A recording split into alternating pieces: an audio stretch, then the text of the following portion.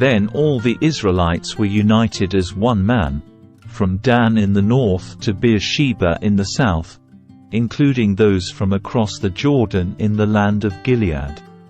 The entire community assembled in the presence of the Lord at Mizpah. The leaders of all the people and all the tribes of Israel, 400,000 warriors armed with swords, took their positions in the assembly of the people of God. Word soon reached the land of Benjamin that the other tribes had gone up to Mizpah. The Israelites then asked how this terrible crime had happened. The Levite, the husband of the woman who had been murdered, said, "My concubine and I came to spend the night in Gibeah, a town that belongs to the people of Benjamin. That night some of the leading citizens of Gibeah surrounded the house, planning to kill me, and they raped my concubine until she was dead. So I cut her body into 12 pieces and sent the pieces throughout the territory assigned to Israel, for these men have committed a terrible and shameful crime. Now then, all of you, the entire community of Israel, must decide here and now what should be done about this." And all the people rose to their feet in unison and declared, "None of us will return home. No, not even one of us. Instead, this is what we will do to Gibeah. We will draw lots to decide who will attack it. 1/10 of the men from each tribe will be chosen to supply the warriors with food, and the rest of us will take revenge on Gibeah of Benjamin for this shameful thing they have done in Israel." So all the Israelites were completely united, and they gathered together to attack the town. The Israelites sent messengers to the tribe of Benjamin, saying, "What a terrible thing has been done among you. Give up those evil men, those troublemakers from Gibeah, so we can execute them and purge Israel of this evil." But the people of Benjamin would not listen.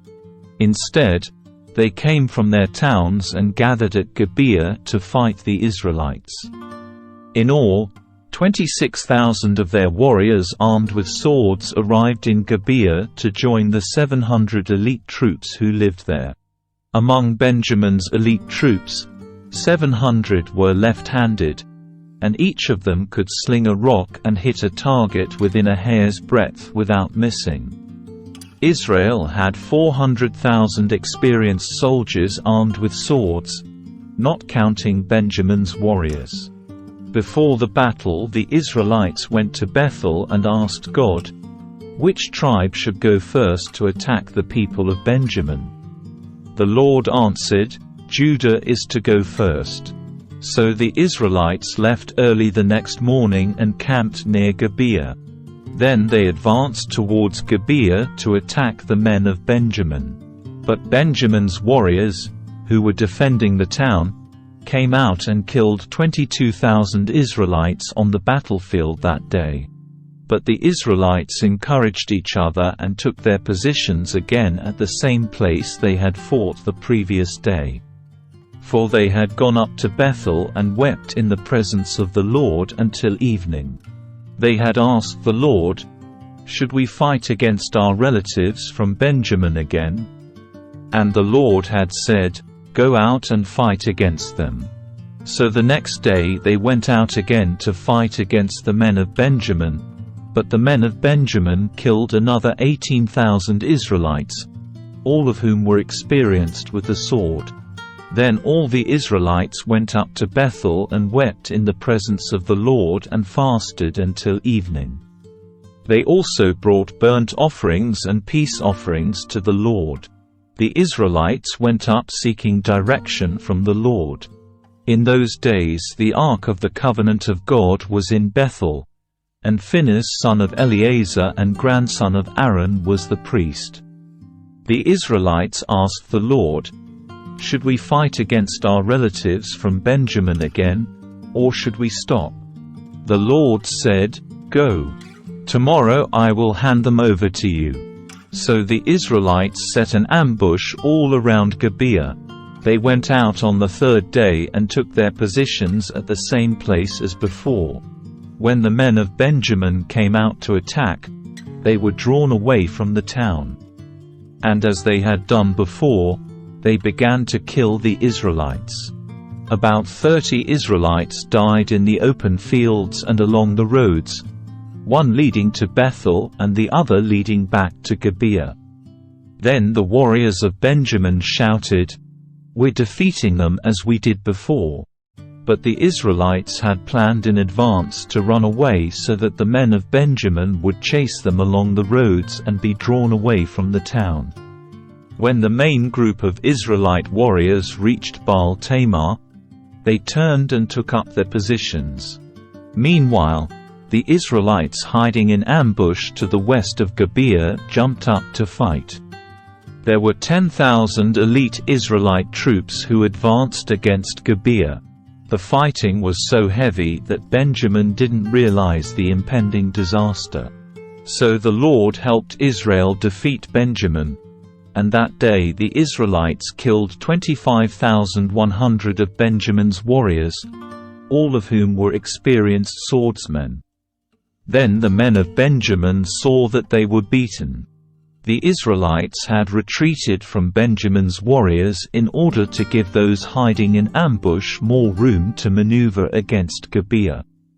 Then those who were hiding rushed in from all sides and killed everyone in the town. They had arranged to send up a large cloud of smoke from the town as a signal. When the Israelites saw the smoke, they turned and attacked Benjamin's warriors. By that time Benjamin's warriors had killed about 30 Israelites, and they shouted, "We're defeating them as we did in the first battle." But when the warriors of Benjamin looked behind them and saw the smoke rising into the sky from every part of the town, the men of Israel turned and attacked. At this point the men of Benjamin became terrified, because they realized disaster was close at hand. So they turned around and fled before the Israelites towards the wilderness. But they couldn't escape the battle, and the people who came out of the nearby towns were also killed. The Israelites surrounded the men of Benjamin and chased them relentlessly, finally overtaking them east of Gibeah. That day 18,000 of Benjamin's strongest warriors died in battle. The survivors fled into the wilderness towards the rock of Rimmon, but Israel killed 5,000 of them along the road. They continued the chase until they had killed another 2,000 near Gidom. So that day the tribe of Benjamin lost 25,000 strong warriors armed with swords, leaving only 600 men who escaped to the rock of Rimmon, where they lived for 4 months. And the Israelites returned and slaughtered every living thing in all the towns, the people, the livestock, and everything they found. They also burned down all the towns they came to. The Israelites had vowed at Mizpah, "We will never give our daughters in marriage to a man from the tribe of Benjamin." Now the people went to Bethel and sat in the presence of God until evening, weeping loudly and bitterly. "O Lord, God of Israel," they cried out, "why has this happened in Israel? Now one of our tribes is missing from Israel." Early the next morning the people built an altar and presented their burnt offerings and peace offerings on it. Then they said, "Who among the tribes of Israel did not join us at Mizpah when we held our assembly in the presence of the Lord?" At that time they had taken a solemn oath in the Lord's presence, vowing that anyone who refused to come would be put to death. The Israelites felt sorry for their brother Benjamin and said, "Today one of the tribes of Israel has been cut off. How can we find wives for the few who remain, since we have sworn by the Lord not to give them our daughters in marriage?" So they asked, "Who among the tribes of Israel did not join us at Mizpah when we assembled in the presence of the Lord?" And they discovered that no one from Jabesh Gilead had attended the assembly. For after they counted all the people, no one from Jabesh-Gilead was present. So the assembly sent 12,000 of their best warriors to Jabesh-Gilead with orders to kill everyone there, including women and children. "This is what you are to do," they said. "Completely destroy all the males and every woman who is not a virgin." Among the residents of Jabesh-Gilead they found 400 young virgins who had never slept with a man, and they brought them to the camp at Shiloh in the land of Canaan. The Israelite assembly sent a peace delegation to the remaining people of Benjamin who were living at the rock of Rimmon. Then the men of Benjamin returned to their homes, and the 400 women of Jabesh-Gilead who had been spared were given to them as wives. But there were not enough women for all of them. The people felt sorry for Benjamin because the Lord had made this gap among the tribes of Israel. So the elders of the assembly asked, "How can we find wives for the few who remain, since the women of the tribe of Benjamin are dead? There must be heirs for the survivors so that an entire tribe of Israel is not wiped out. But we cannot give them our own daughters in marriage because we have sworn with a solemn oath that anyone who does this will fall under God's curse." Then they thought of the annual festival of the Lord held in Shiloh, south of Lebanon and north of Bethel, along the east side of the road that goes from Bethel to Shechem.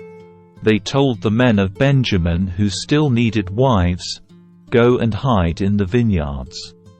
When you see the young women of Shiloh come out for the dances, rush out from the vineyards, and each of you can take one of them home to the land of Benjamin to be your wife. And when their fathers and brothers come to us in protest, we will tell them, 'Please be sympathetic.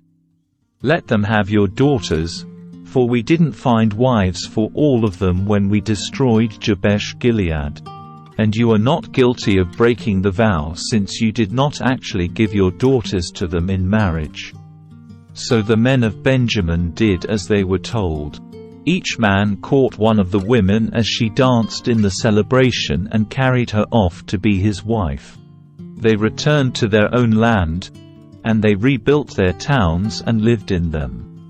Then the people of Israel departed by tribes and families, and they returned to their own homes. In those days Israel had no king. All the people did whatever seemed right in their own eyes.